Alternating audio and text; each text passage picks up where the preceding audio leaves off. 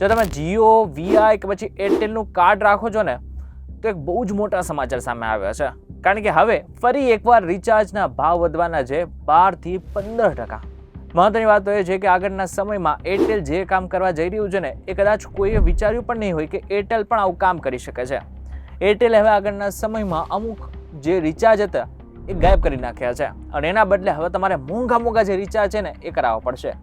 ત્યારે શું છે આખી માહિતી એ આજના વિડીયોમાં આપણે સમજવાના છીએ, એટલા માટે થઈને આજનો આ વિડીયો પૂરો જોઈને જજો.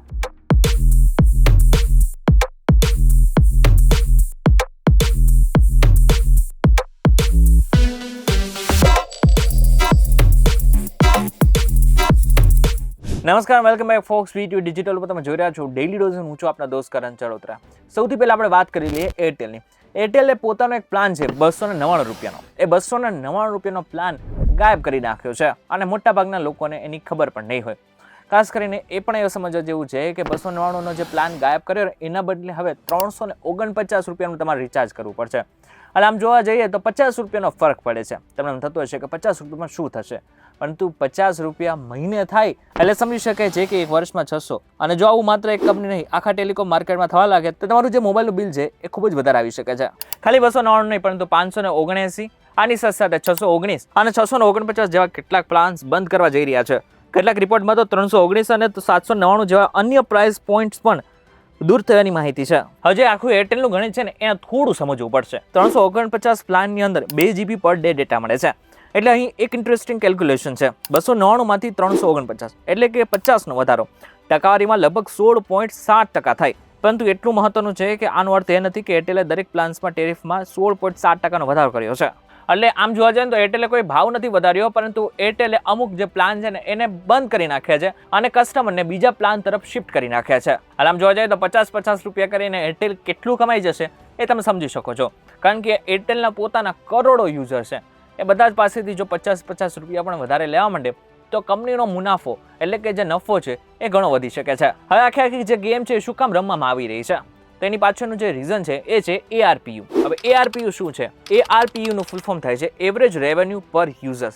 એટલે કે જે પણ ટેલિકોમ કંપની છે એમના જેટલા પણ કસ્ટમર છે એમની પાસેથી એવરેજ એ કેટલા પૈસા કમાય છે, કેટલા રૂપિયા કમાય છે. ફોર એક્ઝામ્પલ, આખા દેશની અંદર જીઓના લાખો યુઝર છે, પરંતુ એની અંદરથી સરેરાશ જો જીઓ 299 રૂપિયા કમાતું હોય તો ARPU જીઓનો 299 રૂપિયા થયું. હવે ARPU વધારવું જરૂરી છે. જો ARPU વધે તો ચોક્કસથી કંપનીનો જે નફો છે ને એ આપોઆપ વધતો હોય છે. પરંતુ ARPU વધારવાના કેટલાક એવા રસ્તાઓ છે જેમાંથી 2 મુખ્ય રસ્તાઓ છે. કાં તો તમે શું કરી શકો, જે પણ યુઝર છે એમાં વધારો કરી શકો, નવા યુઝર્સ ઉમેરી શકો. કાં તો તમે એ કરી શકો જે નવા યુઝર છે એમને જે રિચાર્જ તમે અપાવી રહ્યા છો એ પ્લાનની અંદર જ એટલા બધા ફેરફાર કરી નાખો, અથવા તો નવા પ્લાન આપી દો અને જે જૂના પ્લાન છે અમુક જે બહુ જ ફેમસ છે એ પ્લાનને કાઢી જ નાખો તો ઘણો બધો ફરક પડી શકે છે. અત્યારે એરટેલ આવું જ કંઈક કરવા જઈ રહ્યું છે. હવે તમને એમ થતું હશે કે એરટેલે આવું શું કામ કર્યું?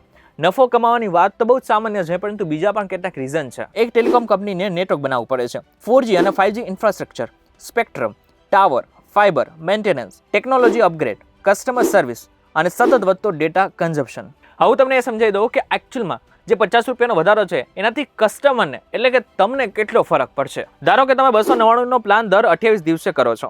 299 ગુણ્યા 13 રિચાર્જ સાયકલ એટલે આશરે 3887 રૂપિયા. હવે જો તમે 349નો પ્લાન કરો તો 349 ગુણ્યા 13 એટલે કે લગભગ 4537. આનો મતલબ એ થયો કે એક વર્ષમાં આશરે 650નો સીધો ફરક. જો કે આ કેલ્ક્યુલેશન એપ્રોક્સિમેટ છે. અહીં એ પણ એ સમજવા જેવું છે કે ઘણા બધા લોકોને આજે પણ નહીં હોય કે 28 દિવસનો પ્લાન શું કામ કંપની બહાર પાડતી હોય છે. કારણ કે તમને કદાચ ખબર નહીં હોય કે આખા 12 મહિનાની અંદર 28 દિવસ એટલા માટે રાખવામાં આવે છે કે દર મહિનાની અંદર 2 દિવસ અથવા તો 3 દિવસ એક્સ્ટ્રા કંપની કમાઈ શકે છે, જેને જ કારણે આખી જે સાયકલ છે એ 12 મહિનાની નહીં 13 મહિનાની થઈ જાય છે અને તમે 13 મહિનાના પ્રાઇસ ચૂકવતા હોવ છો. જો કે તમને જણાવી દો ના માત્ર એરટેલ પરંતુ હવે ધીરે ધીરે જીઓ અને વીઆઈ પણ ક્યાંક ને ક્યાંક આવા ટેરિફ વધારી શકે છે. આગળના સમયમાં એમના રિચાર્જના ભાવ પણ વધી શકે છે. પરંતુ મહત્વની વાત તો એ છે કે જીઓ અત્યારે કંઈક નવું લઈને જ આવ્યો છે. એરટેલે જેવું એવું કહ્યું ને કે 299નો પ્લાન અમે ગાયબ કરી રહ્યા છીએ, તેવું તરત જ જીઓ કંઈક નવું લઈને આવ્યો. જીઓએ પ્રાઇમ મેમ્બરશિપ હેઠળ 300ની એન્યુઅલ મેમ્બરશિપ સાથે કસ્ટમરને 1 વર્ષ સુધી પસંદ કરેલા ટેરિફની પ્રાઇસ ગેરંટી આપવાની જાહેરાત કરવામાં આવી. આનો સીધો મતલબ એવો થયો કે કંપની તમને 299ની અંદર એવું કહે છે કે તમે મેમ્બરશિપ લઈ લો, આ બાદ અમે કોઈ પણ જાતના 1 વર્ષ સુધી પ્રાઇસ કોઈ પણ રિચાર્જના નહીં વધારીએ. ખાસ તમારા માટે. હવે કદાચ તમને એવું થતું હશે કે આગળના સમયમાં તમારે શું કરવું જોઈએ ખબર છે? એરટેલમાંથી જીઓમાં પોર્ટ કરાવી નાખવું જોઈએ. પરંતુ આવું કરવું જરૂરી છે? તો કેટલીક એવી બાબત છે કે જેને ધ્યાન રાખો, આ બાદ તમે કરાવી શકો છો. સૌથી પહેલું, તમારા વિસ્તારમાં નેટવર્ક કેવું આવે છે, ઘરે, ઓફિસમાં, તમારા રેગ્યુલર ટ્રાવેલ રૂટ ઉપર. નંબર 2, તમે કેટલો ડેટાનો ઉપયોગ કરો છો. જો તમે 1 GB થી ઓછો ડેટા વાપરો છો તો 2 GB પર ડેટાનો જે પ્લાન છે એના માટે વધારે પૈસા આપવાનો કોઈ ખાસ અર્થ નથી. નંબર 3, 5G તમારા માટે ખરેખર યુઝફુલ છે. ફક્ત અનલિમિટેડ 5G લખેલું છે એટલે પ્લાન ઓટોમેટિકલી બેટર નથી બની જતો. તમારા વિસ્તારમાં 5G કવરેજ અને ડિવાઇસ કમ્પેટિબિલિટી પણ મહત્વની છે. નંબર 4 છે વેલિડિટી. 50 કરતાં ઓછા પ્લાન કરતાં ક્યારેક 56 અથવા 84 દિવસનો પ્લાન ઓવરઓલ વધુ કન્વિનિયન્ટ હોય છે અથવા તો હોઈ શકે છે. એટલે માત્ર રિચાર્જ પ્રાઇસ નહીં, કોસ્ટ પર ડે પણ જુઓ. હવે કોસ્ટ પર ડે છે ને એ પણ તમારે સમજવું જોઈએ, કારણ કે એક વખત એ સમજી લેશો ને તો તમને એકચ્યુઅલમાં નેક્સ્ટ ટાઈમ તમે જેવું રિચાર્જ કરો છો ને તો તમને ખબર પડી શકે છે કે તમારે કયું રિચાર્જ કરાવવું જોઈએ. માની લો કે 299નો પ્લાન 28 દિવસનો છે. 299 ભાગ્યા 28 એટલે આશરે 10.68 પ્રતિ દિવસ તમારે ચૂકવવાના હોય છે. હવે જે 349નો પ્લાન 28 દિવસનો છે એટલે શું થયું? 349 ભાગ્યા 28 એટલે આશરે 12.46 પ્રતિ દિવસ, અર્થાત લગભગ 1.78 પ્રતિ દિવસનો ડિફરન્સ છે. પરંતુ 349માં ડેટા 1.5 GB ડે થી વધીને 2 GB પર ડે થઈ જાય છે. એટલે જો તમને ખરેખર એક્સ્ટ્રા ડેટા વાપરો છો તો 50 વધારે આપવાથી વેલ્યુ મળી શકે છે. પરંતુ જો તમે 1 GB કરતાં પણ ઓછો ડેટા વાપરો છો તો આ તમારા કામનું નથી. ઇનશોર્ટ જો જોવા જઈએ તો આગળના સમયમાં મોટા ભાગની કંપની છે એ ભાવ વધારી શકે છે. એરટેલ અને જીઓ આ માત્ર એક ઉદાહરણ છે. આગળના સમયમાં વીઆઈ પણ આવું જ કરી શકે છે. પરંતુ મહત્વની વાત તો એ છે કે આના જે ભાવ વધશે એની અસર મારા અને તમારા જેવા મિડલ ક્લાસ લોકોને ચોક્કસ થવાની છે. આ વિડીયો પસંદ આવે તો વિડીયો લાઈક અને શેર જરૂરથી કરજો તથા આજ ઇન્ફોર્મેટિવ વિડીયોઝ માટે વીટીયુ ડિજિટલ સાથે જોડાયેલા રહેજો.